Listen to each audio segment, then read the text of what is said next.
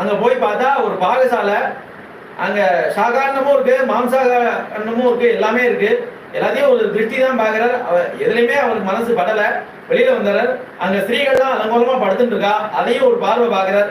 என்ன பார்வை பார்த்தோம்னு அப்படின்னு வெளியில வந்து அவரே தன்னை கேட்டுக்கிறார். கேட்டுண்டா இப்படி போய் நம்ம பிரம்மச்சாரியா இருக்கோம், ஒரு ஸ்திரீகள் இருக்கிற இடத்த போய் நம்ம பார்த்து வந்தோமே, அவரே தன்னை மனசாட்சியை கேட்டுக்கிறார்.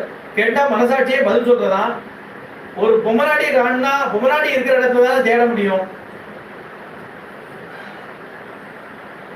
ஆத்துக்காரரை விட்டு மாமி கதைக்கு வந்துட்டா. மாமியை தேடின்னு ஆத்துக்காரர் வரார். வந்தா அந்த புருஷாலாம் உட்காந்துருக்கா, ஒரு பக்கம் மாமியெல்லாம் உட்காந்துருக்கா. மாமி இருக்கிற பக்கம் வந்து இவர் அப்படியே தேடி பார்க்கிறார். இந்த மாமிகள்லாம் என்ன நினைப்பா, என்ன இது இவர் இப்படி வந்து பாக்குறாரு அப்படின்னு நினைக்கப்படாதான்.